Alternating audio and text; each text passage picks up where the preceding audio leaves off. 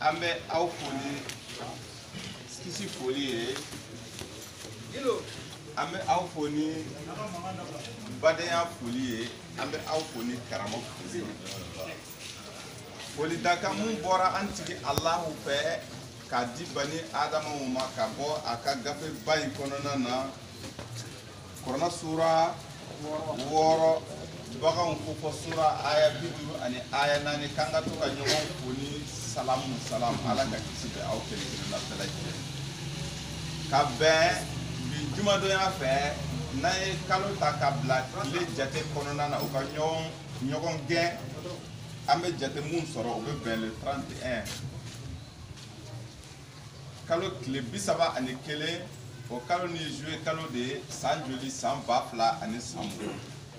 o ye an kɛnɛman sɔrɔ alhamdulilahi rabbil alamin an bɛ ala tanu an bɛ ala barikada ka bɛn kaloba kɔnɔna na ani donba dɔ kɔnɔna na ni u bɛ wele ko hiji kalo Kuranɛ sura 2 suratul bakaratu aya 189 ko hiji bɛ kɛ kalo barikama dɔ de kɔnɔna na o kalo barikama in bɛ kalo 4 mun ko bɛ ka fɔ an ɲɛna alikuranɛ sura 9 suratul tawba aya 76 a ko kalo jateda ni Alahu y'a kɛ 12 kalo ye 12 de o kalo 12 na ni Alahu ye 4 sukanti o cɛ la ka kɛ la hɔrɔma kalo ye ka di adamadenw ma kabako de don dɛ donc o la hɔrɔma kalo dɔ de fana filɛ hiji kalo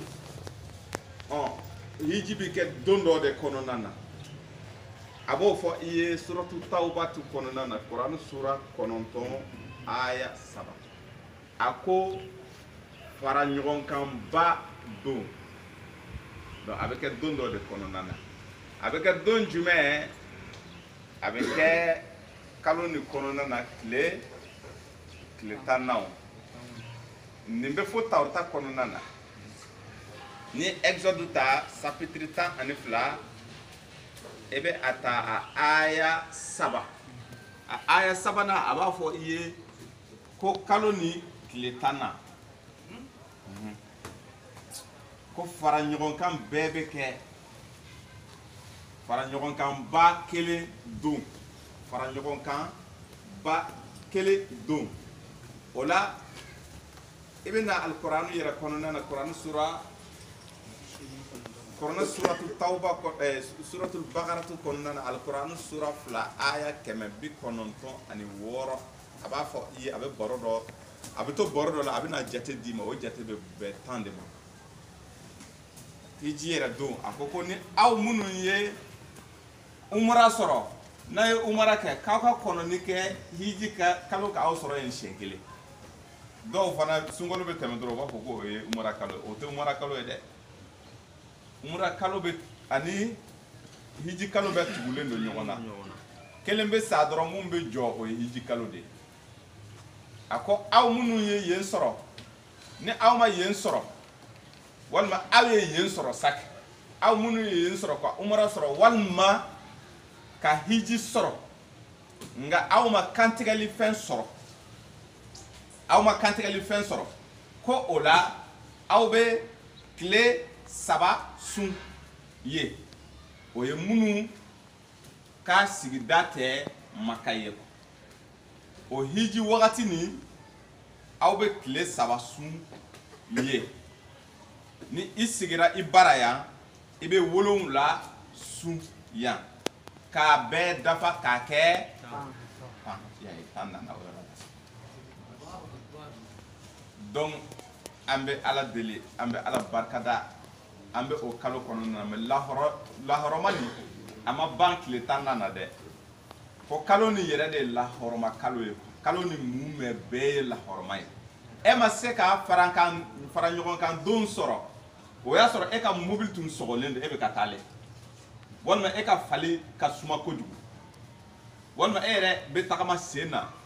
tiɲɛ yɛrɛ la gɛlɛya nana sira la e ma se ka taa bɛn n'a ye o y'a sɔrɔ tile 10 na don mɔgɔw ye baara u jɛra ka baara ninnu kɛ u seginna e sera yen a tile 11 na walima a tile 12 na walima a tile 20 na yɛrɛ walima a tile 20 shegina ye e makasoro e be ka tafu ke e be ka alkaba mun e be ta e ka safo numero ke e be ka bagan kan ke e be singa na ife e hiji ke kawa ko runde ola bi amina do mun kono jati o kantikalinde sabula abe boro bado bo awi akoko aw munuma hiji bara nunu soro ye makay parce que hiji ntike bomoko ya hiji atike abidjan atike bobo atike wagadu atike kay abike mi abike baka yoro inde la pa soni ko ayta yen ko munuma yen soro korona sura la bakaratu aya keme bi kono toni woro munuma yen soro ko aw ka kantigali mun kan nogo awma mun sekera awye ka nyesine alama korona sura mugani fila suratul haji aya bisabani nani ka bo aw ka sukono baga maranta wununa babu bina bolini de ka kayano che ambalmake do bey yare beya abdou yare ala ya garsege e bi wuli mogo ti don avec sababu mogo fana bi don atobe abdou yare wala anga shahidu do shahidu gele donc ala ya son herema fenno ni o den kera den chema e amena présenter limana joma den to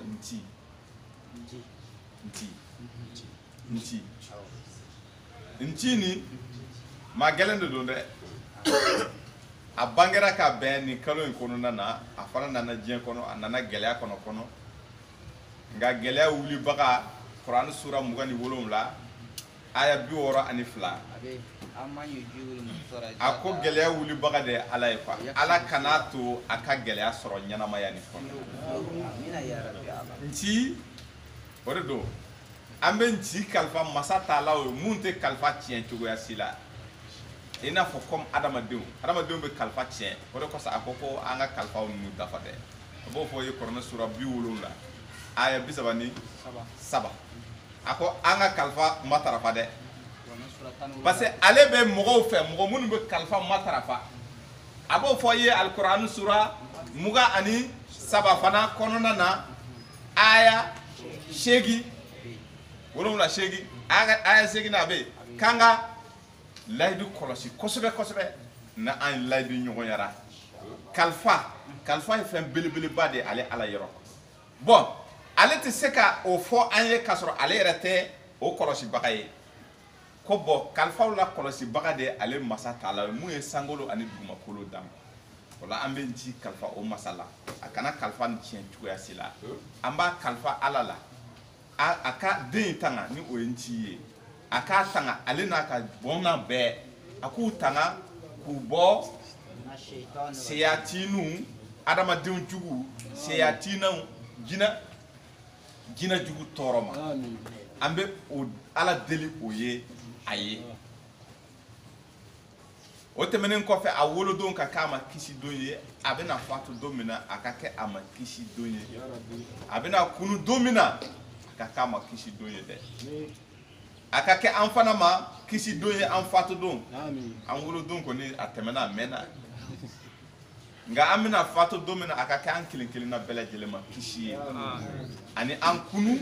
don ala nye koro akake an kelen na bela jelema kisi Quran surata ani konoto ayatani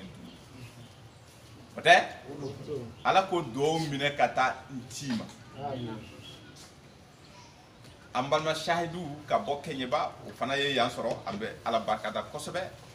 Usman banu nana ambu fuku barkada anaka jenyogon kenyeba mara kono nana kenyeba janjo beye alla kalimeya otawa laseli kelaw ni o shahidu ye o poira ye o bey be laseli ye nga o balma wula bamako kata o segere ye kera badeya ye akera nyogon boro ye hakili jigin jati ni oye zikrulahi ala ka gafe bele bani akaba ko do de gafe kuma ni fora o don ka fo ka toto ituguni o ba fo yi an fana mena to fo ya bena ka territoire mais am to ka ta bo ñoy parce que akalan fa nu be fam bele jelen ambe ala deli ala ka anga lonu jidi kata kal limaniya fara aka ola ambal make ka bo kenyba fana Ibrahima Traoré fana nana boye kuna sini akoko ale balma mankene afani chini mankene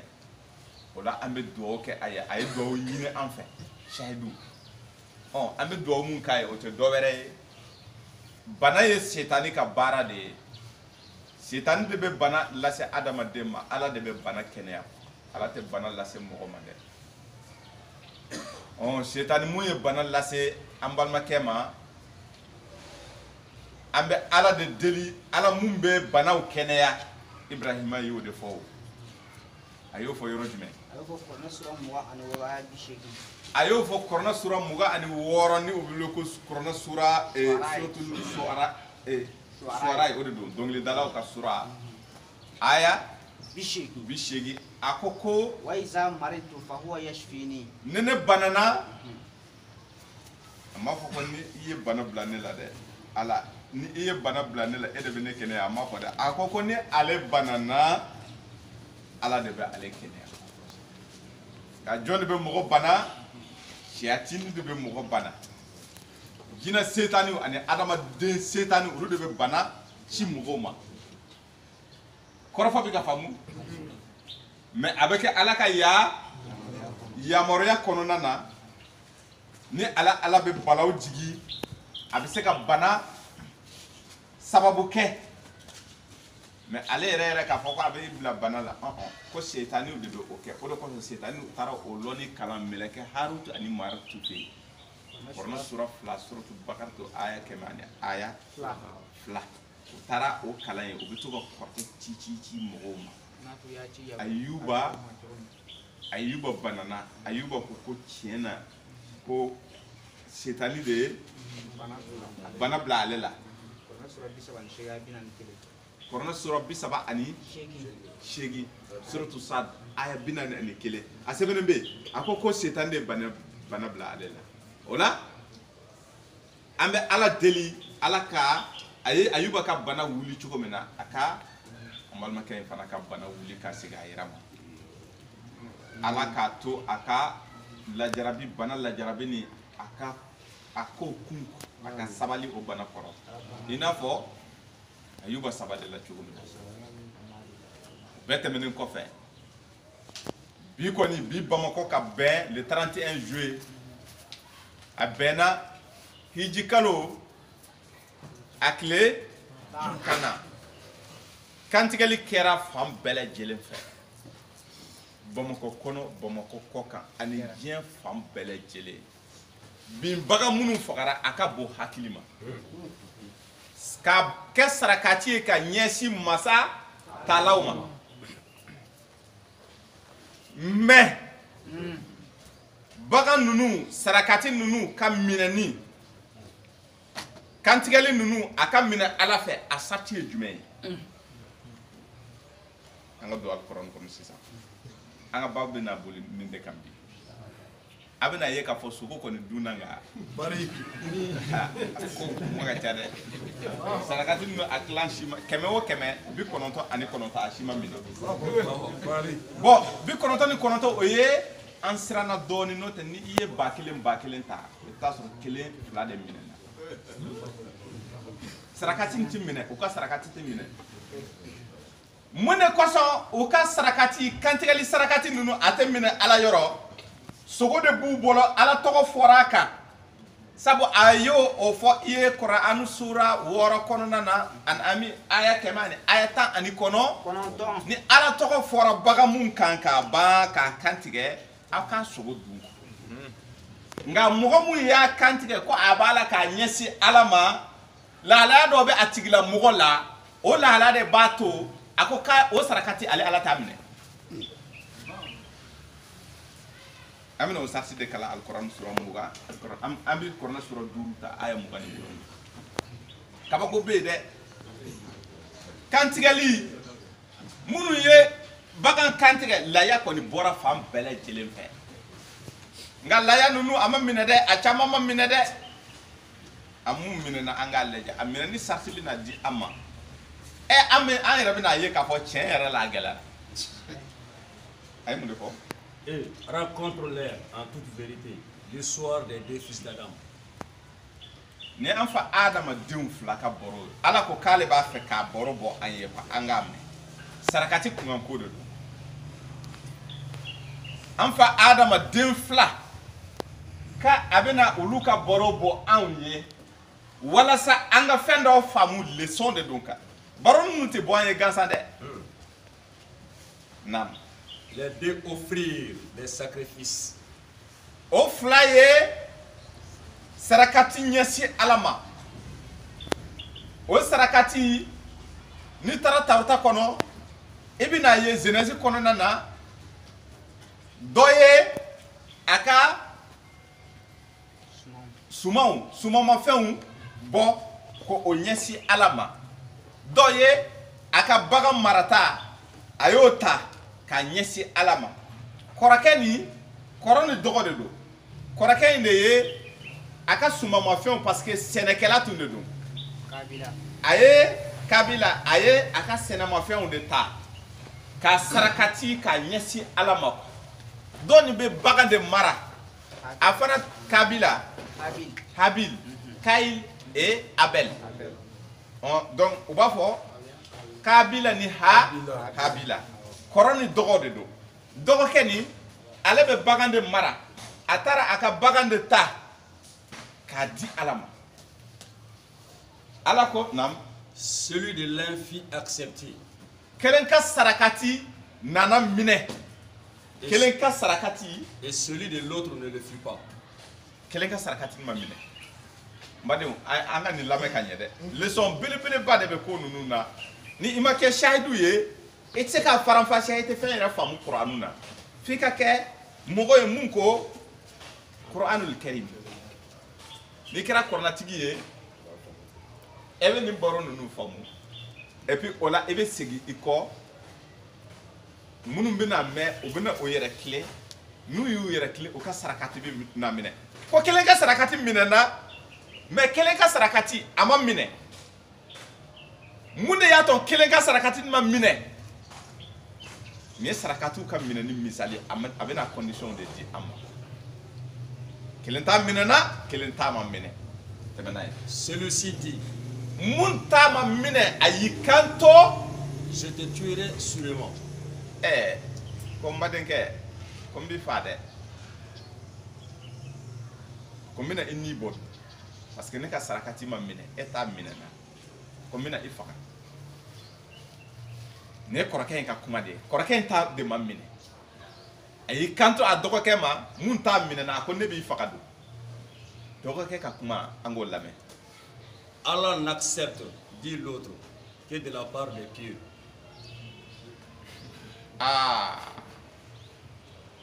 Ako ngoro kibano munde ko sai ka sarakati ama mine wa ko parce que sera alanya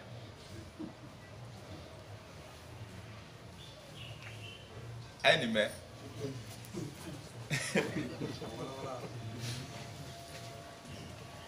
korna bena ambaro korna ko ni bagan kantige ka di alama kasro eti sera alanya ko ka sarakati temine ko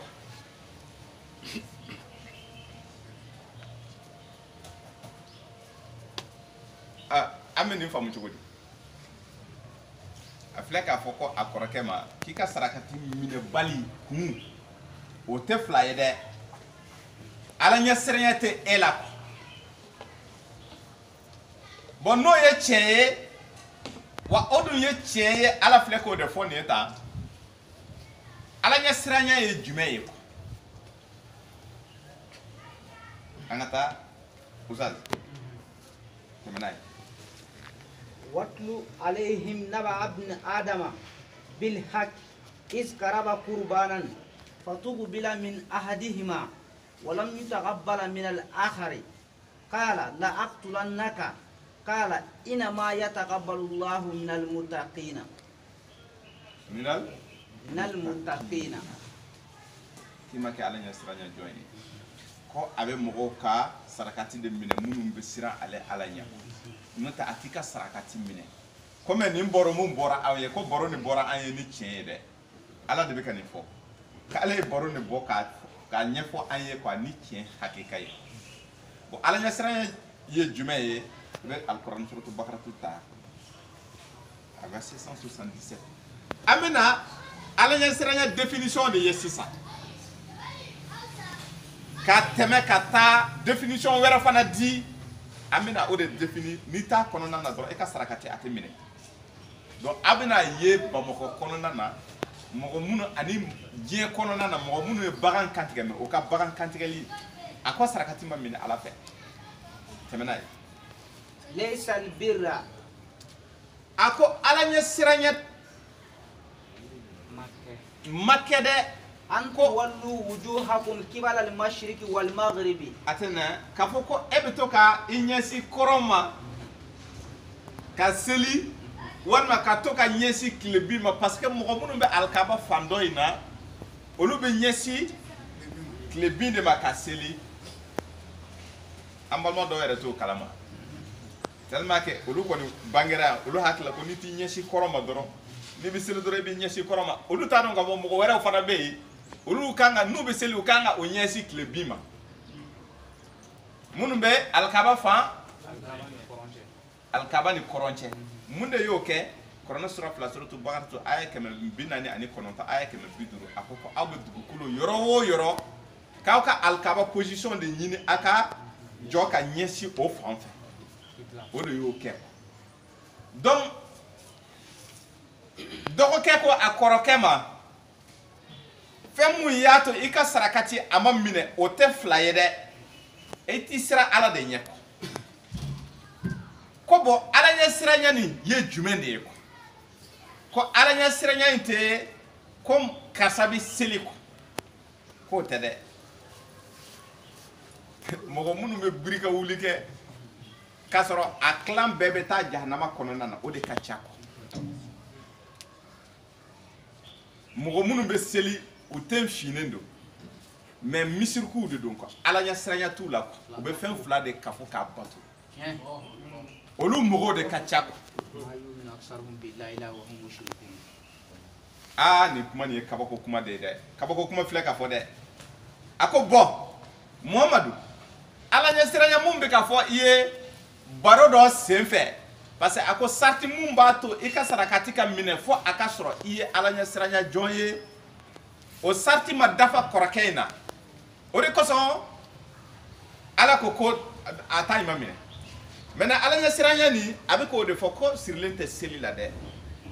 comme alanya siranya ye jume o la lakinal birra man amana billahi wal yawmil akhir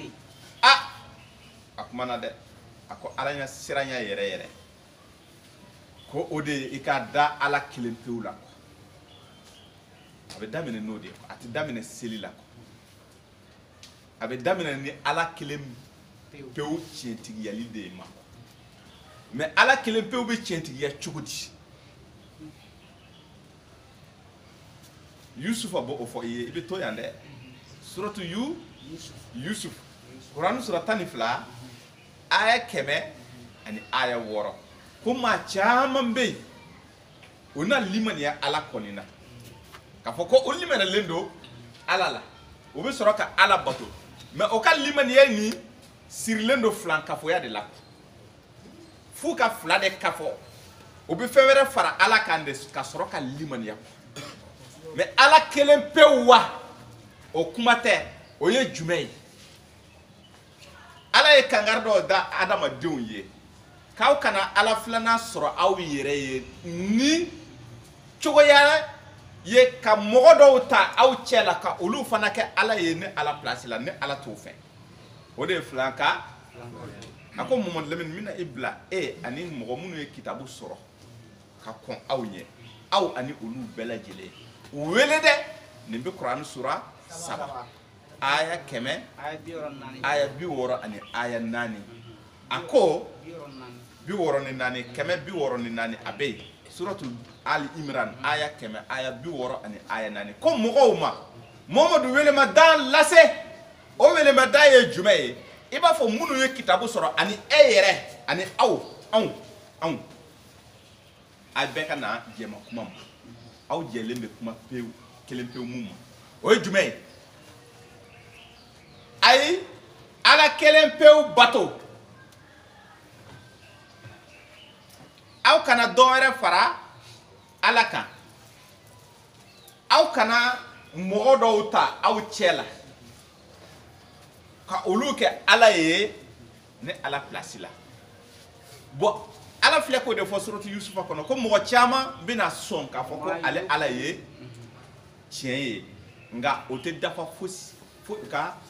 fɛn de fara ale ala kan وما يؤمن أكثرهم بالله إلا وهم مشركون a tɛ nin fo u ka dɔ fara ale ala kan dɔ bɛ fara ala kan cogo di ala ko ni i sɔnna ale ala kelen pe ye ko lamɛnni kɛ Mamadu i tulo ma jɔ n bɛna kuma i fɛ cikan mun bɛ ka don i da dɛ ne ala bɛ bato ni o cikan de ye o de ye ala kelen pe batoli ye ta wɛrɛ t'a fɔ ko jɔn ka kuma de don u b'a fɔ i ma ko ala ka kuma de don ko linjila ye kitabu jumɛn ye mɔgɔw ɲininka mɔgɔw bɛna fɔ i ye ala ka kuma de don mɔgɔw ɲininka kuranɛ ye kitabu jumɛn de jɔn ka kitabu de don u b'a fɔ ko ala ka kuma de don mɔgɔw ɲininka Bukari ye jɔn ka kuma de ye u b'a fɔ ko Bukari tigi de ta don u t'a fɔ ko ala de ta don dɛ parce que a n'a ka jagɛlɛya bɛɛ a tɛ se k'o fɔ i b'a ɲininka Muwata Maliki ye jumɛn ye a b'a fɔ ko Malik ka kitabu de don a t'a fɔ ala de ta don i b'a ɲininka Lakadari ye kitabu jumɛn ye a b'a fɔ ko Lakadari tigi bɛ yen bon sisan ala dun ko k'ale ka bato ni a yɛrɛ ka kuma ye e dun kitabu wɛrɛ de b'i bolo e b'o kɔnɔ kuma de kalan ka ala bato n'a ye o de ye ka fila kafo ko bon adamadenw na fanba y'o ye donc sisan a bɛ alakira baro ala ɲɛ siranya ko fɛn jumɛn de don a ko Muhamadu Lamini ala ɲɛ siranya in tɛ ko aw bɛ ka sujudu bin ni ala ye dɛ k'o tɛ aw ka ala ɲɛ siranya jira dɛ i bɛ to ka i ɲɛsin kɔrɔ ani tile bin ka seli ko t'i ka ala ɲɛ siranya jira i ka ala ɲɛ siranya fɛn mun b'o jira ko a sarti fɔlɔ ko o de ye limaniya ala kelen pewu la o kɔfɛ k'i ka da don laban na o kɔfɛ i ka limaniya mɛlɛkɛw fana na nin de ye ala ɲɛ siranya ye o kɔfɛ i ka limaniya ni kitabu jumɛn kutubu nin de don ko nin ye nin de koyi a ye nin mɛn dɛ nin de don a ko aw bɛ limaniya ni nin de ye o kɔfɛ ala ka nabi ɲumanw aw bɛ limaniya olu fana na a banna wa wa atal mala ala hubbihi ko o kɔfɛ kabako filɛ nin ye dɛ nafolo an ka jufa i y'a ye jufa ninnu kɛlen don nafolo de kama jufa bɛ yan fɛ jufa bɛ yan fɛ bɔrɔw bɛ dugukolo fan bɛɛ lajɛlen fɛ a bɛ siri cɛw la kɔrɔfɔ bɛ ka faamu su ni tile a bɛ bila baki la dingɛ bɛ tiɲɛ a bɛ bila jukɔrɔ tuma dɔw la fo bubaga b'a minɛ fa bɛ wuli u tigila mɔgɔ dɔw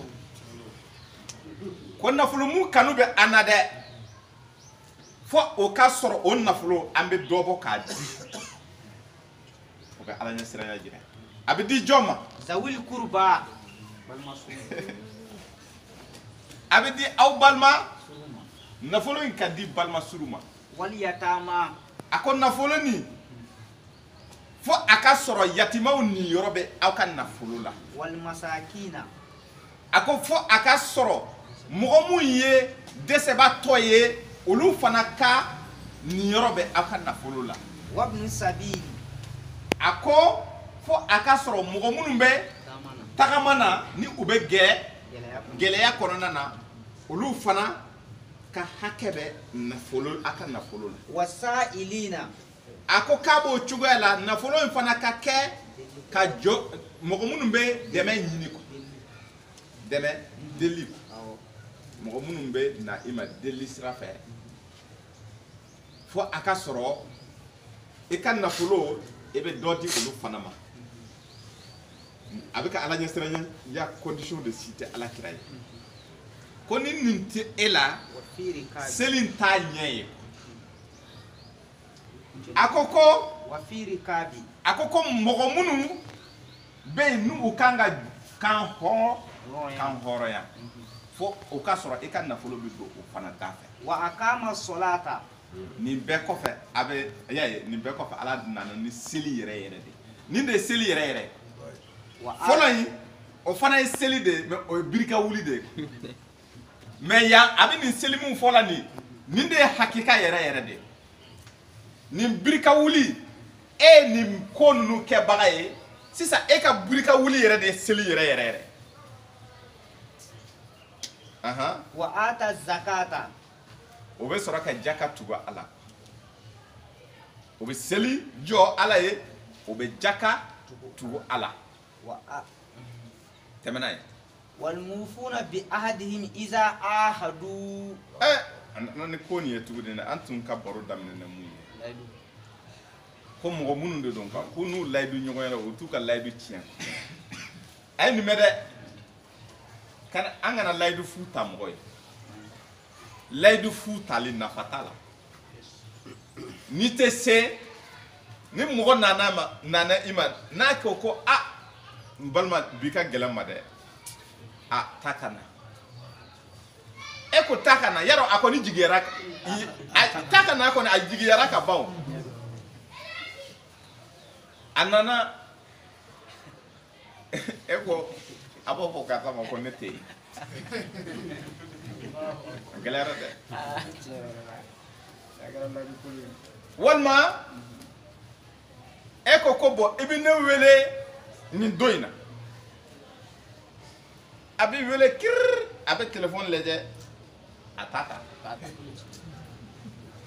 e de dun ko karisa k'i wele a bɛ ka kuma gɛlɛn de fɔ nin ye tan dɛ a ko habila ko kabila ma k'i ti sira ala ɲɛ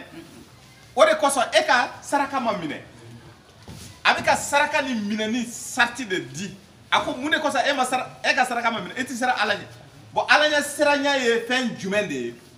ala b'a la k'o condition de si tɛ ka jigin ne la fo nin de ka sɔrɔ mɔgɔ la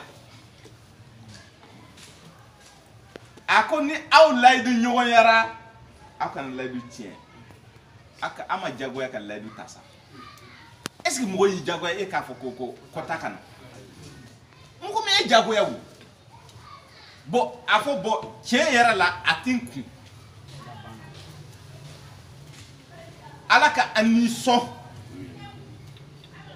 ko nin ye kuma ɲuman ye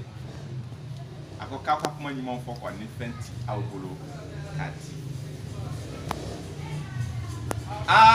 kaba ko kuma filɛ nin ye dɛ a bɛ mun de tugu a la wasabirina fil ba'sa'i wad-dara'i a ko o mɔgɔ ninnu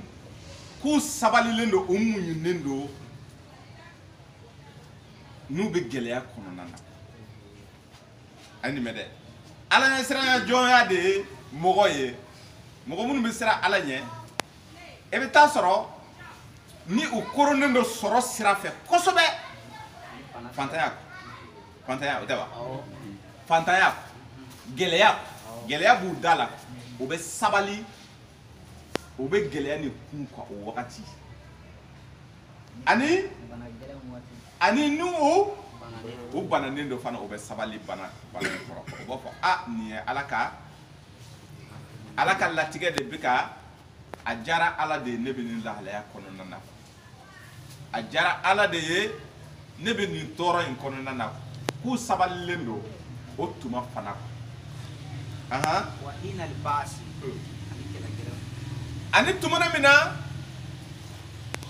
balaw wulilen don balaw kɛlɛ kɔnɔna na k'a fɔ k'u bɛ siran u tɛ siran kɛlɛ ɲɛ ni balaw kɔni wulila dɔrɔn o ye u bɛ yen u sabalilen don ala ye mun kɛ o bɛ kɛ ala bɛna mun kɛ o ka kɛ u sabalilen don o kɔrɔ ulaika allazina sadaku ko o tigilamɔgɔ ninnu de filɛ nin ye olu de bɛ wele tiɲɛtigiw u ka daraja dɔ de filɛ nin ye Allahu akbar wa ulaika humul muttaquna muttaquna dɔgɔkɛ ninnu de fɔ a kɔrɔkɛ ye wa ko i tɛ siran ala ɲɛ ko bɔn ala ɲɛ siranya jɔnw de filɛ nin ye n badenw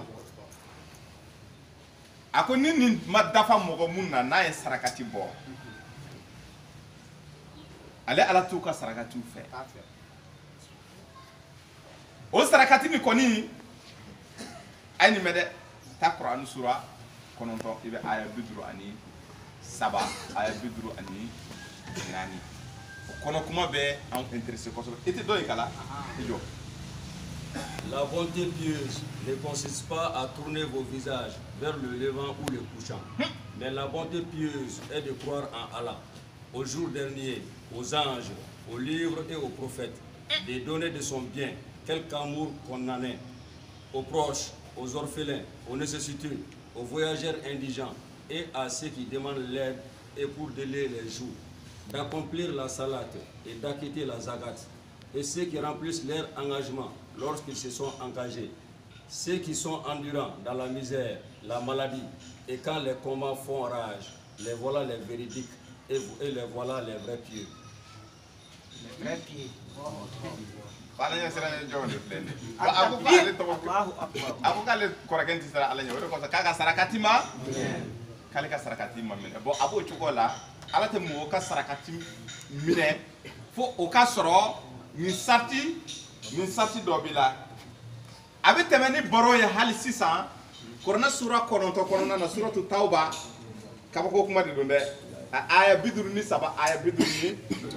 a ye mun de fɔ Kul Muhammadu nin fɔ mɔgɔw ye dɛ anfiqu taw'an aw karhan o ka nili kɛ ni ala ye diɲɛ kɔnɔ walima goya yɛrɛ kɔnɔ a ye nin mɛn dɛ mɔgɔ dɔ bɛ ala sɔn goya kɔnɔ ko a ye fɛn di ne ala ma diɲɛ kan wo a ye fɛn di ne ala ma goya kan wo lan yutaqabbala minkum ko fɛn mun b'a to ne ala tɛ sɔn o ka sɔn ni fɛn in ma o bɛ ka fɛn mun di ne ma ne ala bɛ ban a la quoi mais mun de kosɔn ne ala bɛ ban a ma o y'a di ne ma diɲɛ kan o y'a di ne ma goya kan n t'a fɛ mun de kosɔn n t'a fɛ innakum kuntum qauman fasikina man lam yakum bima anzalallahu fa ulaika wa man lam yakum bima anzalallahu fa ulaika humul fasiqun kitabu tu bolo Kuranɛ sura 5 aya 44 aya 7 Kuranɛ sura 5 aya 44 aya 7 a ko k'o tɛ kiiri tigɛ ni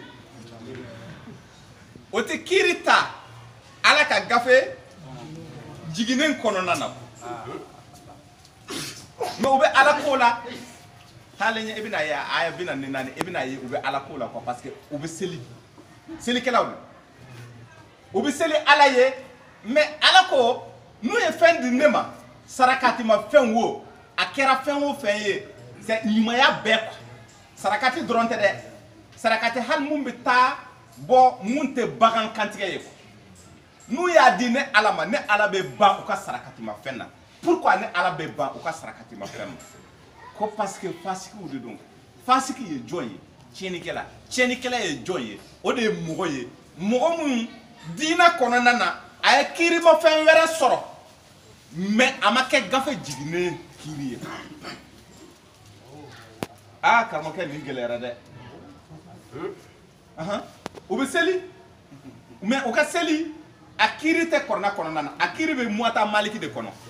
a kiiri bɛ lakadari de kɔnɔ o bɛ su mais u ka su kɛ cogo a kɛ kɔrɔna kɔnɔna na a bɛ lakadariw ni asmawi ninnu de kɔnɔna na ani tirimiziw ninnu de kɔnɔna na o bɛ jaka bɔ mais u ka jaka 2,5% u b'a kɛ n'est-ce pas mais o y'a kiiri bɔ min u ma bɔ tawrita u ma bɔ lin u ma bɔ koro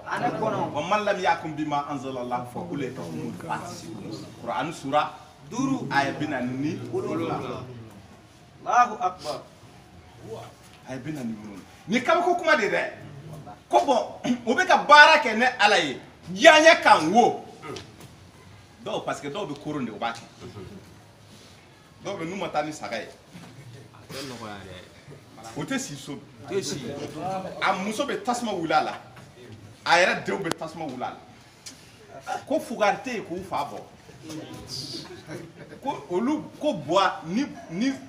fo b'a kɔrɔfɔ u ni muso ko buwa ka wari bɛɛ bɛ taa musomanin fitininw de la kɛnɛ u b'a fɔ hali n'i tɛ muso ɲini u b'a fɔ k'i bɛ ka muso de ɲini kɛnɛ ma n'i ma na ni saga ye donc o saga e ko o ɲini ka na a kɛra wajibi ye i ma nin ye karabali quoi nin tɛ diɲɛ kan o sarakati ma bɔ diɲɛ kan ko y'a bɔ o diɲɛ kan wo o karabara k'a bɔ ale Ala ye wo ale Ala t'a fɛ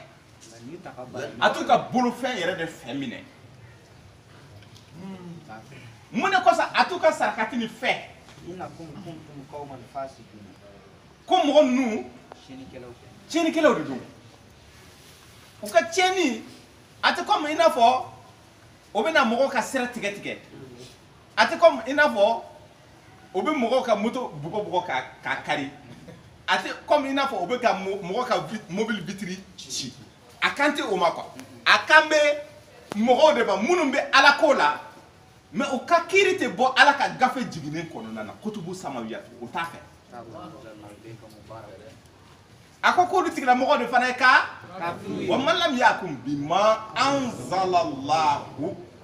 fa ulaika humul kafirun ko olu de kafiri ye fana Quran sura 5 aya 44 ma fɔ tanay وما منعهم أن تقبل منهم نفقاتهم إلا أنهم كفروا بالله وبرسوله ko kun mun y'a to hali sisan a bɛ k'a kun mun y'a to ale bannen don u ka sarakati ninnu ma o tɛ dɔ wɛrɛ dɛ ko u ma limaniya u ma siran ale Ala ɲɛ u ma limaniya Ala kira la u ma Ala bonya u ma kira bonya kafiriyara Ala ma o kafiriyara kira ma mais o kafiriyara Ala ma o kafiriyara kira ma cogo di Ala ko Mohamadu Lamini mɔgɔw wele ka na nin ma ne Ala ye e ci e ka mɔgɔw wele ka na nin kitabu ma ko parce que nin kitabu bɛ ɲɛnamaya banbali di an ma uzali kabako ba de don dɛ nin bɛ suratul Anfali kɔnɔna na aya 24 bon o mun filɛ nin ye ko n'u y'u kɔ don a la ni mɔgɔw y'u kɔ don a la suratul Tawba aya laban aya 129 ko Mamadu i wakilu kɛ Ala ye o to yen quoi Ala y'i wasa quoi mɔgɔ ninnu to yen bon mɔgɔw de ko u y'a mɛn kalu samina mais وعصينا كبان kaba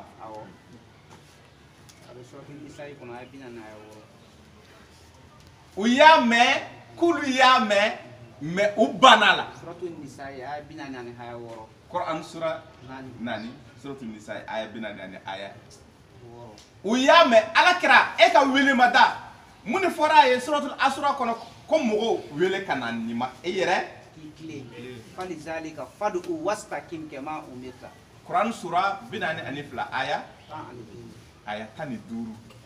mɔgɔw wele ka na kɔrɔna ma Muhamadu yɛrɛ k'i tilen e ka kɔrɔnɛ kɔnɔ kuma nin e k'a kɛ quoi comme mɔgɔw de ko u y'a mɛn mais o banna ala an sɔnna koyi an y'a mɛn koyi kɔrɔnɛ ye cɛ ye tawuta ye cɛ ye linjila ye cɛ ye mais an bɛ e fana bato han an bɛ burika wuli fana kɛ i y'a ye a bɛna o yɔrɔ se e bɛna faamu k'a fɔ selikɛlaw de don selikɛlaw de bɛ u bannen don ala ka gafe ma a ko o kafiriyara ala ma o kafiriyara a ka kira ma o de kosɔn ni alahu tɛ u ka bolofɛn fɛ u ka nafa kati u bɛ sarakati mun bɔ ni ala ne t'a fɛ n tɛ ɔhɔn ani wala ya'tuna salata illa wa hum kusala ja mɔgɔw ja silamɛw de don minnu ko silamɛ i y'a ye u bɛ seli ja maa ninnu bɛ seli a kan ti minnu ma minnu tɛ seli kuma tɛ an ka bi baro tɛ olu kan koyi minnu bɛ seli diinɛ kɔnɔna na ba yirika des centaines de milliers ou des millions de musulmans a bɛɛ kafiri den hali kana se k'o kuma na dɛ miliyari 2 ani dɔɔni silamɛw ye miliyari 2 ani dɔɔni kerecɛnw nasara ye miliyari 3 u ka ca ni an ye mais silamɛw ka miliyari 2 ni miliyari 1 ani miliyɔn 500 a bɛɛ kafiri a ka ca n'o an siranna kuma in de an kana jigin an na dɛ mais i y'a ye k'u bɛ seli mɔgɔw de don u bɛ seli ala ye mais u ka seli bɛ kɛ ni sulu sala ye quoi c'est-à-dire seli u saliyalen don seli la seli ko in ma bɔ u bolo quoi o bɛ a ye nin mɛn dɛ seli man bɔ u bolo cogoya si la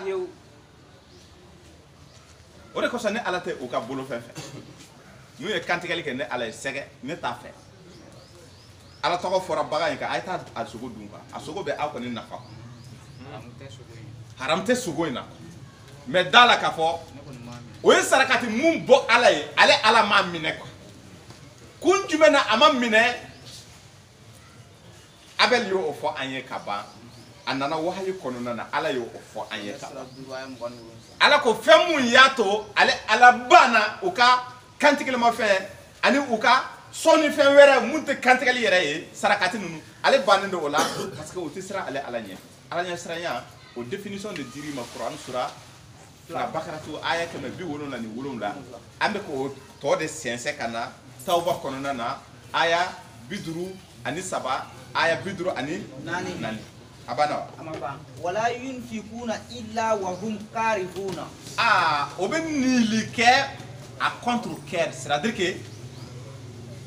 o bɛ fɛn di ala ma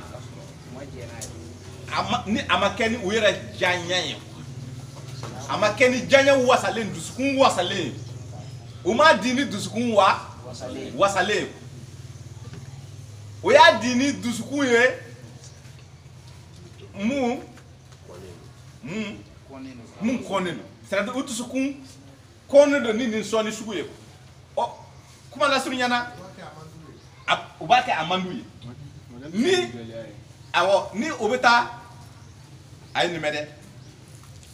n'u bɛ wari di u ka sunkuruba ma f'u bɛ yɛlɛ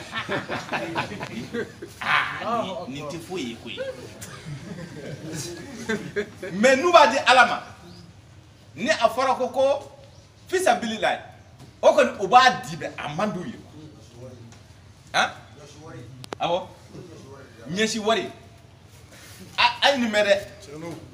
a bɛ to k'a jateminɛ ne bɛ mɔgɔ sɔn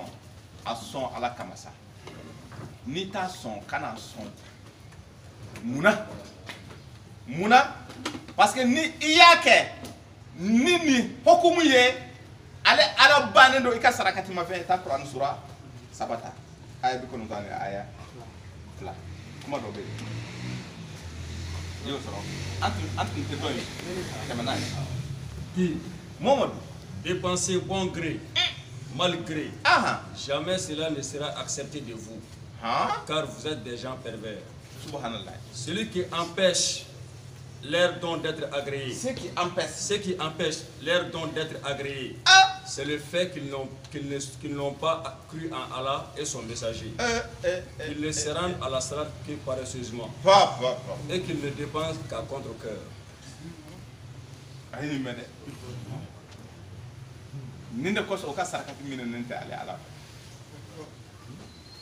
Quand ils dépensent,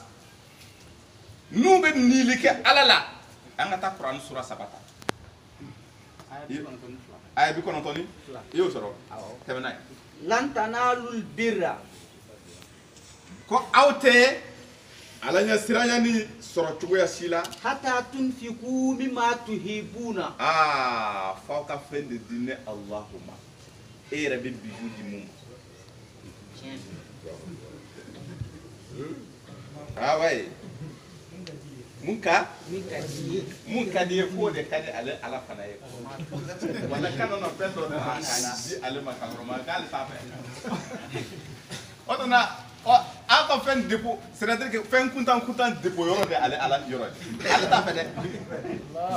fen mun tin na fa blé c'est-à-dire mo ko tala blé kuna segna ga dimayre bi nyaku Quran sura la aya keme fla ay bi woro ni wolo on o bengele natun segna kana di era ma iti wasa ala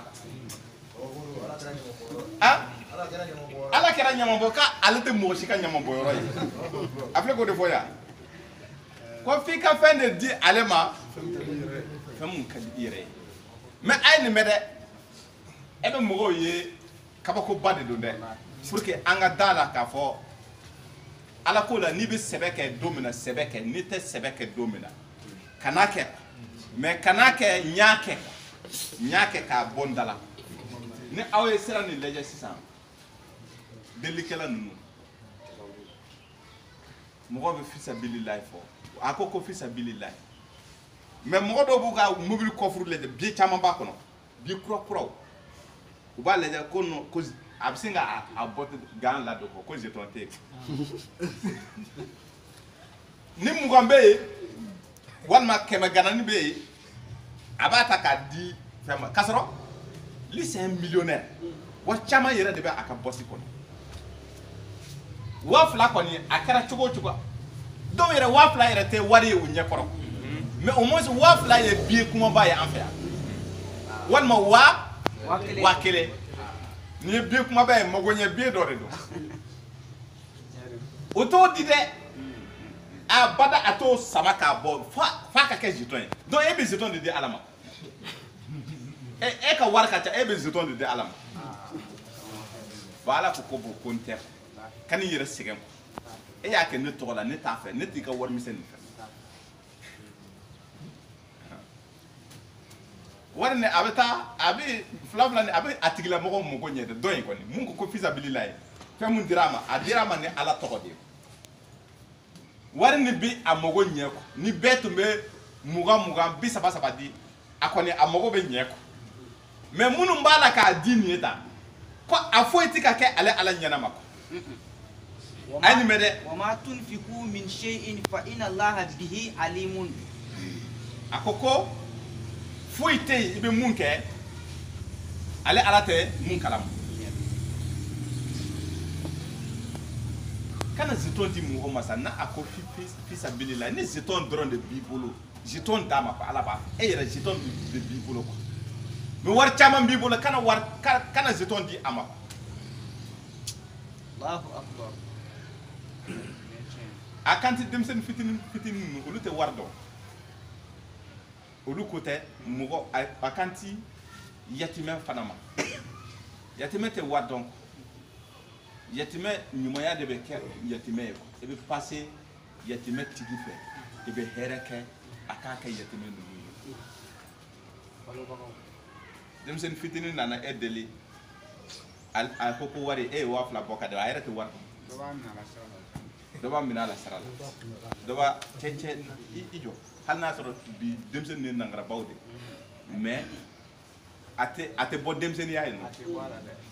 mugo kana mugo sebe kana ideli quoi a dafa lendo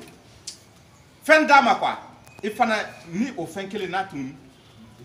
e ba faire comme yaye ko mɛ mɔgɔw ka baara de ka to ka misɛman di ne ala ne ala fana tɛ misɛman ninnu vraiment ne t'a fɛ ala yɛrɛ sɛgɛnna quoi a y'a fɔ ka diya ko k'a yɛrɛ sɛgɛn ne t'a fɛ a kana di ne ma mais aw b'a di ne ma pourquoi aw b'a di ne ma ne ko n t'a fɛ bon bagan fana bɛ o cogoya la. Vous n'atteindrez la piété que si vous faites largesse de ce que vous chérissez. Tout ce dont vous faites largesse, Allah le sait certainement bien. Ni tiɲɛ dɛ taa Bakara to ta aya Bakara aya 264 kuma dɔ fana bɛ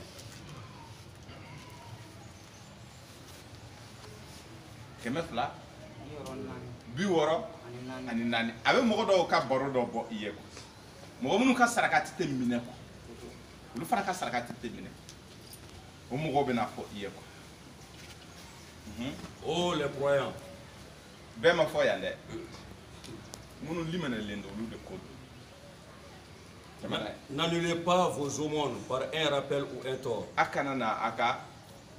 ɲumanya tiɲɛ ni a lakalilen ye mɔgɔw ye. Comme celui qui dépense son bien par ostentation devant les gens. Parce que munna ale bɛ fɛn o fɛn mun bɔ k'a di f'a ka fɔ n'a ma fɔ dɔrɔn a bɛ taa fɔ. Yɛrɛ yiran a ye nin mɛn dɛ mɔgɔ dɔ bɛ yen o tɛ mɔgɔ sɔn fo a ka kɛ bɛɛ ɲɛna de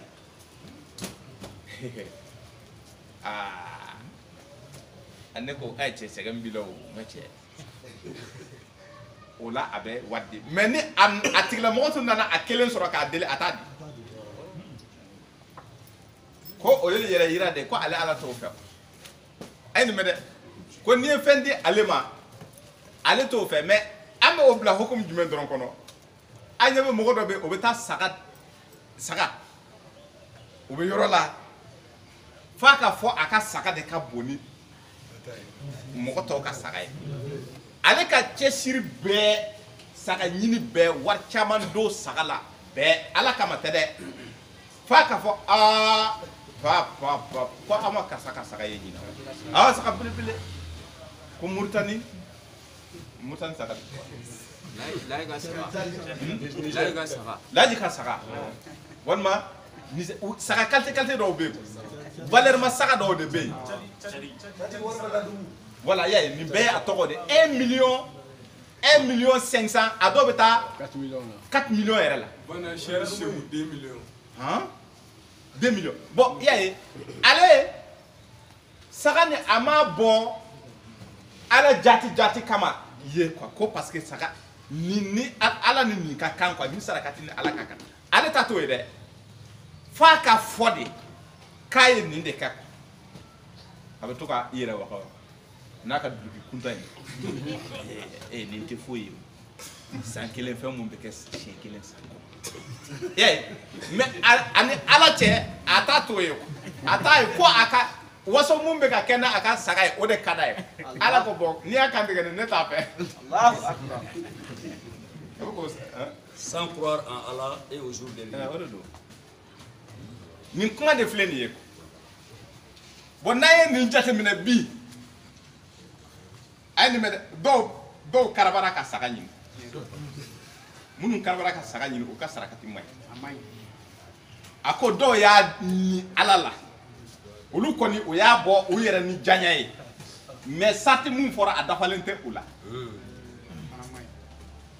dɔw bɛ yen olu kɔni y'a saga ninnu san ni fadenya ye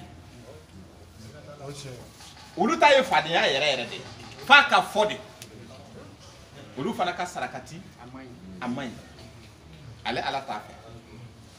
parce que u bɛ dogo ko aw bɛ dogo mɔgɔw la mais aw tɛ se ka dogo ni ala la parce que ni aw donna birifini kɔnɔ ka fɛn dɔ miiri aw dusukun na ni ala b'a kalama a ko mɔgɔ dɔw bɛ yen voilà o yɔrɔ kelen na suratu bakaratu aya 261 ka jigin fo ka na 264 na a bɛ baro dɔ bɔ a ko ka ɲumanya kɛ mɔgɔ ye kɛnɛ kan ko o ka ɲi komi n'i y'a dogo k'a kɛ o de cɛ ka ɲi mɔgɔ dɔw o bɛ wari di mɔgɔw ma kɛnɛ kan mun de kosɔn walasa mɔgɔ wɛrɛ k'a ye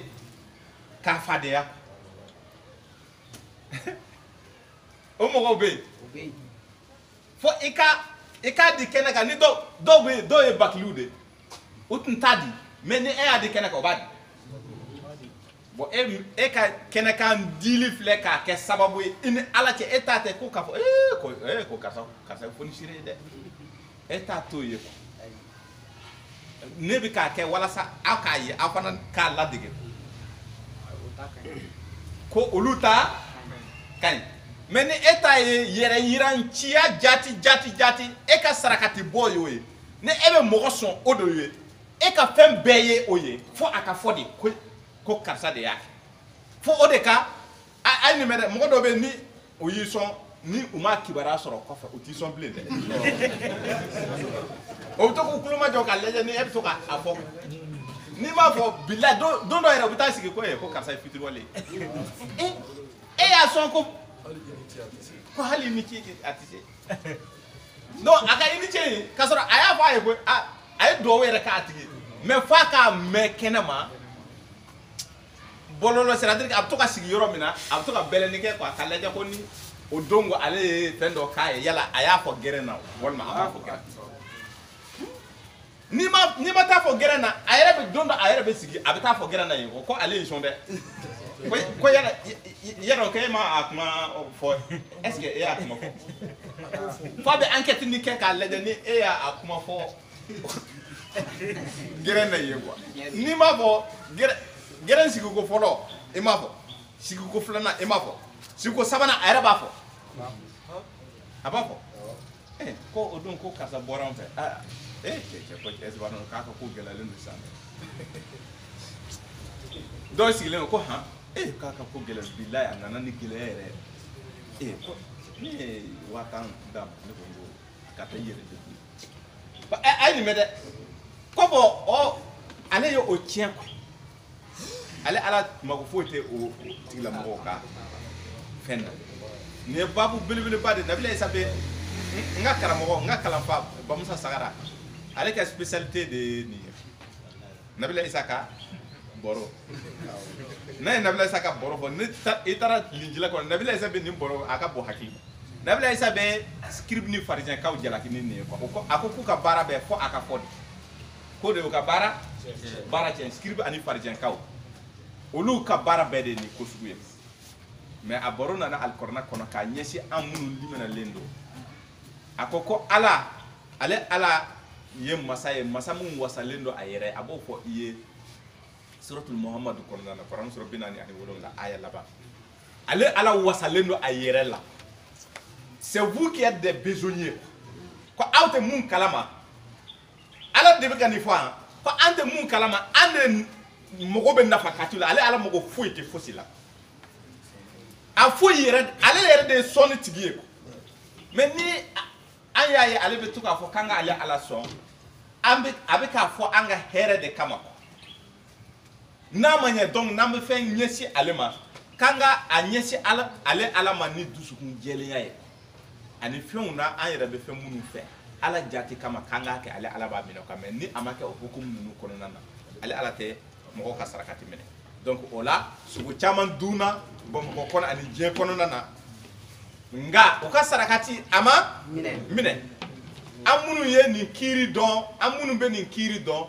ala ka a waliyali nɔgɔya an ye parce que mɔgɔw yɛrɛ de t'a dɔn puisque kitabu wɛrɛ de b'u bolo u ka kiiri bɛ bɔ o de kosɔn u tɛ nin kiiri ninnu dɔn n'o tɛ maa si tɛ fɛ ka baara ɲuman dɔ kɛ ko a ka kɛ baara tiɲɛnen ye olu fana bɛ ka ŋaniya k'a ka ɲi ala m'o de fɔ kuranɛ sura 18 aya 100 ni aya 7 aya 104 ko Mamadu Lamini ko i b'a fɛ ni ala k'i kibara mɔgɔw kuma ko la mɔgɔ minnu ka baara ye baara fu ye wa ko olu de mɔgɔ minnu bɛ ko kɛ ala ye duniya in kɔnɔna na u bɛ ɲumanya kɛ ala ye wa n'i y'u yɛrɛ ɲininka fana u b'a fɔ ko baara nin ka ɲi mais u ka baara tiɲɛnen don mun de y'u ka baara tiɲɛ k'u kafiriyara ala ka ayaw ma c'est-à-dire que u ma baara nin kɛ ni ala ka ayaw ye ko in de filɛ nin ye ko kiyama do ko ne ala te o ka balance o PC abe janama de nimbe Qur'an sura ta ani shege aya kemeni saba aya kemeni na aya kemeni du wala alaka anga sarakatu ke sarakatu minani an parce que shaidu fosité shaidu yere e ka alaka ko e ka bo kalama mumbe ndi bara sugu ke kwa o mo te aya ateyu et se ka ke o parce que era bado e ka bara chene do ni kama e bo ke wa donc e ba ke ni dusuku jele ne be mu fo ke la mena ke ni alaka sira jati mais mo de be munu ye million ulu ta do o bala be bara ni ke la donc ambe ala barkada ala mu ye ni kitabu family ni aloni di amma korofo bi ga famu ambe ayen sarakati munu bo o sarakati munu na parce que siga tala pa zalikal kitabu la raiba udan ni bi kitabu ni kono nana ko abara nunu akono kuma nunu siga na ta kono nana korona surafla ayafla bo amma siga anga seli amma siga amne ambe jaka bo amma siga abeka bo duskun jati karabalite contre kerte amba kede a kadi anye volonté yere ala jati kam donc wala ambe ala barkada ambe doke ala ka sanwere yira anda sanchama ala ko odo angersegala aka to ka do tige ka bola fo don laba anga don laba kiyama don laba yomal akhir tede dunya don laba tede an yira ka don laba parce que anga don laba ika don laba de odi ka yomal akhir odi ka don laba mais ala yere pe don laba dunya obey donc ala ka sanchama ni an yira shitun ka do ala ka chama faraka parce que ayo laydu ta ako kale be to ka chama fara mogo shika atoka do fara mo adama de shika ayo fo Qur'an sura 72 ayatani kele donc ala ka chama do angar segala abtoka anniversaire ke c'est-à-dire abtoka kele tige ka bol fo ante anniversaire fite mu donc mu ko odu anniversaire donte nam ne dama magala chen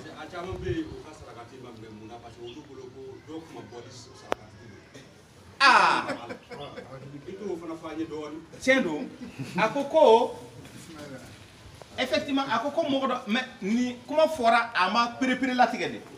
afleka o de fo korna sura ta ani shegi aya keme ani aya saba aya keme ani aya duru aya keme ani aya nani aya keme ani aya duru ako modo de be o be barake ale alaye ala ka sira kono nana o bake me bara mbi ka ke fili kono nana modo fana be la ya kantigali ni olu ya siri ko modo tun kanga kantige ye akera fili de do o ka bara fude ala ko era ko idna siratal mustaqima ala ki kanda akibla siraka mun kle lendo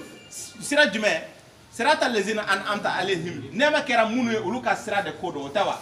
siratal lezina an'amta alaihim ghayril maghdubi alaihim waladdallin ikana nebla mauka siraka ala dimina munu koro ani ma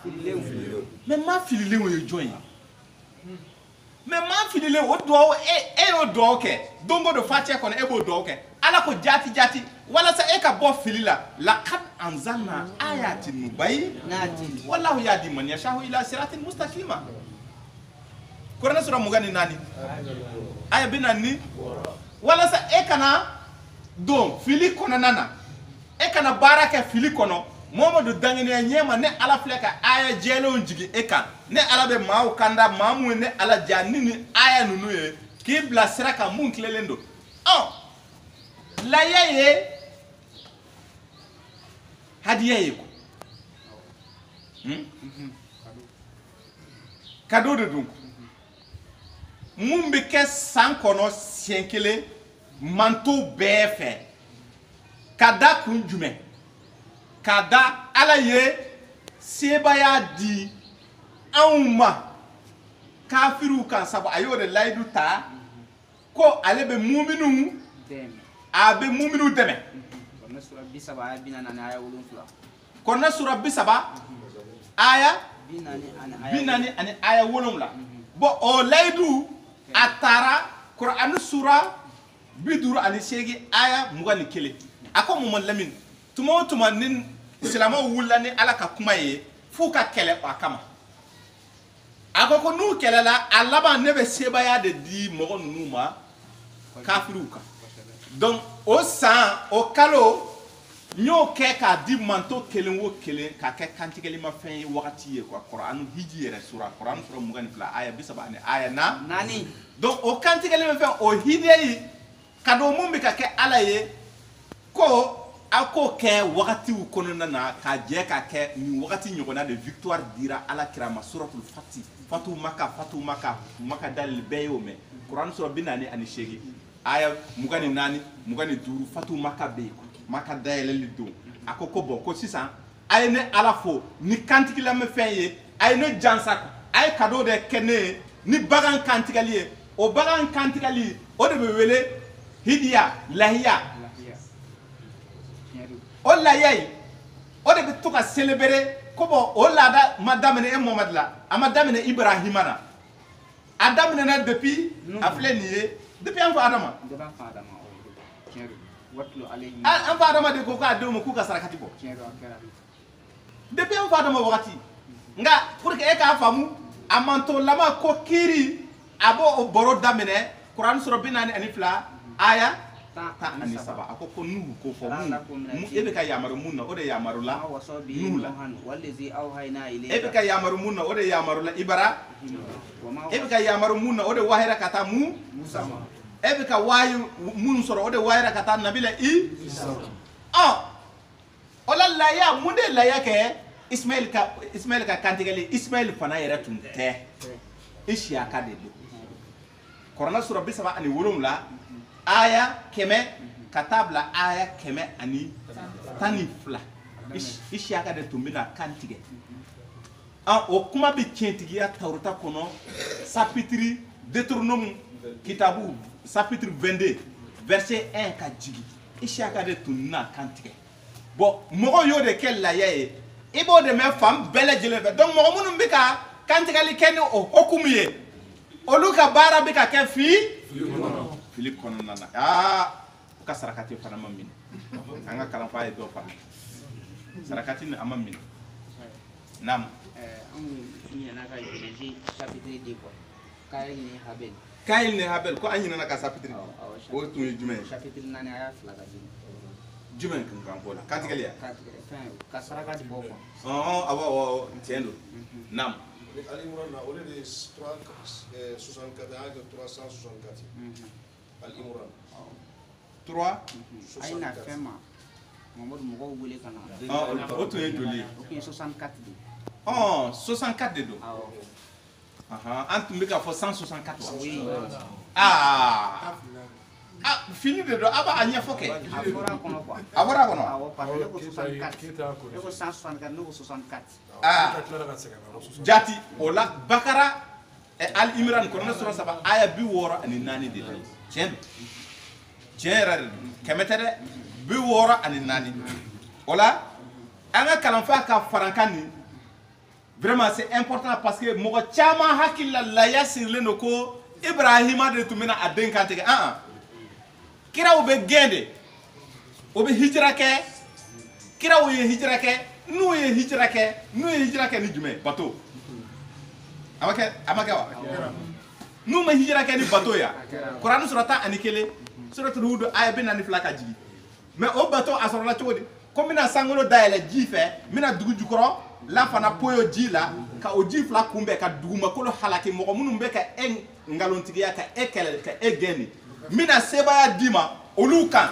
suratul Kamar a bɛ kɛ jate da kɔnɔna na Kamar o de kɔsɔn a y'a bila Kamar kɔnɔna na Qur'an sura 44 suratul Kamar kalo sura aya 10 11 12 baro bɛ daminɛ depuis 9 o ye Nuhu gɛnnen a gɛnna ni bato ye a bolila ni bato de ye hijira o kɔfɛ sebaya dira Nuhu ma ka taa kɛɲɛ ni Ala ka layidu ye Qur'an sura 58 suratul Mujadala aya mugani kelen ako kale ala ka laydu de flendi ale be sebaya di kiraw ma alaban ko kelen nunu bela ale be sebaya de di kiraw nunu ma aka manto kafiru kan nu ye sebaya soro aka manto kafiru kan mais asora voyage de c'est fait abolani bateau ye otawa asora la ka kantigali bele jelen nyesi alama ka ke hidiye kado amakewa Genèse chapitre shegi aya tani duru katabla aya mugana Genèse chapitre shegi aya tani duru katabla mugana ibina ye nu bolen bateau kono ka sigi zide atara goshi kulu la jide suratul hud Quran surata anikele aya bina ni duru zide atara gun kulumun fla nyoni safani maro yara akabo distance bu ni ɲɔgɔn cɛ aka bateau ka bonya nana gun o yɔrɔ de la a nana bala o kulu fila de ni ɲɔgɔn cɛ ersira donc a nana bala ye a jiginna ka hidiya kɛ ala ye quoi ka kantigɛli kɛ ala ye a ye bagan fɛn bɛɛ lajɛlen kantigɛ ala ye mun tun bɛ se ka dun ala ma fɔ an fa Ibrahima a gɛnna hijira a fana ye hijira kɛ ala ye sebaya di a ma a fana ka mantow kan abe Genèse chapitre 10 ani 5 aya 6 ka taa se aya ay hijira kɛ abe Genèse chapitre 11 aya 31 a bɔra Ir Salde Babylone jamana kan ka taa Canaan il a immigré mais a kɛra kɛlɛ de fɛ sen fɛ mais ala ye sebaya di Ibrahima ma a ka manto mɔgɔw kan i b'o ye alkorana yɛrɛ de kɔnɔ Quran sura 20 ni suratul Anbiya ye aya 51 fo ka taa bila 72 a ye hijira kɛ yen fana a ye sebaya sɔrɔ a ka mantow kan ka hijira kɛ ka na la terre promise la terre bénie ala ye an ladɔnniya k'a fɔ a fana ye kantigɛli kɛ parce que a ka mantow ye kantigɛli kɛ suratul Hajj aya 34 a ye mun de kantigɛ a ye san saba turaw kantigɛ ani saga san saba sagaw ani baw ani kɔnɔw a ye nin bɛɛ kantigɛ ala ye ka kɛ hidiya ye laya ye a bɛ Genèse chapitre 15 o tɛ wa aya 6 ka taa bila aya 10 na Musa ye hijira kɛ a fana ni mɔgɔ a ka manto mɔgɔ kɛlɛla ala ye victoire di a ma a ka mantow kan Quran surata aya 88 ka taa bila 92 ale fana ye hijira kɛ a tagama kɛ la traversée de la mer rouge a ye kantigɛli kɛ ala ye ka kɛ hidiya ye ka ala remercier ni kantigɛli min fɛn ye saga san 1 saga ani ba san 1 saga jigi san 1 ani bakɔrɔ san 1 a ka manto mɔgɔw bɛɛ b'o bɔ à la même période ka ala jansa kɔ ni ka hakili jigi kɛ nin wagati ɲɔgɔnna de sebaya dira an ka kira mɔgɔ ma an ka manto ma hali sini sɔgɔma yahudu b'o baara kɛ bon a ko Mohamad Lamine a fana gɛnna a ye hijira kɛ yɔrɔ jumɛn a ye hijira kɛ suratu Tawba kɔnɔna na aya 40 a ye hijira kɛ yɔrɔ jumɛn suratu Anfali Kuranɛ sura 8 aya 30 o y'a gɛn kɔ a ye traversé kɛ a taara fo dugu wɛrɛ la donc a ye hijira kɛ a hijira labanna ni fatu Maka ye kɔ suratul Fat i y'a ye suratul Fat dayɛlɛli kɛra a ye don min na a ye Maka minɛ ala ko k'u nana ni bagan ye ka hidiya kɛ ale ye Maka bakat a bɛ Quran sura 48 aya joli aya 41 aya ale yɛrɛ aya ye 29 ye aya 24 25 ko u nana ni kantigɛli min fɛn ye k'ale ala jansa o wagati kelen k'an ka to ka segin ka ale ala jansa o victoire sababu fɛ on appelle ça le sacrifice de triomphe le sacrifice de l'alliance parce que layidu de don ala ko a y'a ta kiraw bɛɛ ye fo u ka se de sɔrɔ u ka manto mɔgɔw kan o de nana kɛ laya ye Ismaël ka kantigɛli tɛ donc ni e bɛ ka i ka bagan kantigɛ walima Isaka ka kantigɛli ni e bɛ k'i ka bagan kantigɛ ko nin ɲɔgɔnna don de ye Ibrahima tun bɛna a den kantigɛ e b'a la k'i ka bagan kantigɛ e ka sarakati kɛra sogo fu ye ma minɛ a kɛra sogo ye Exode chapitre 12 aya 1 ka jigin jumɛn Musa ka sarakati di Musa ka sarakati Exode chapitre 12 aya fɔlɔ ka jigin kabako de don dɛ o la wagati ye wagati ye n'o tɛ an tun bɛna ɲininkali labila nka ah mais an ma seli wa awa an selila o an selila alhamdulillah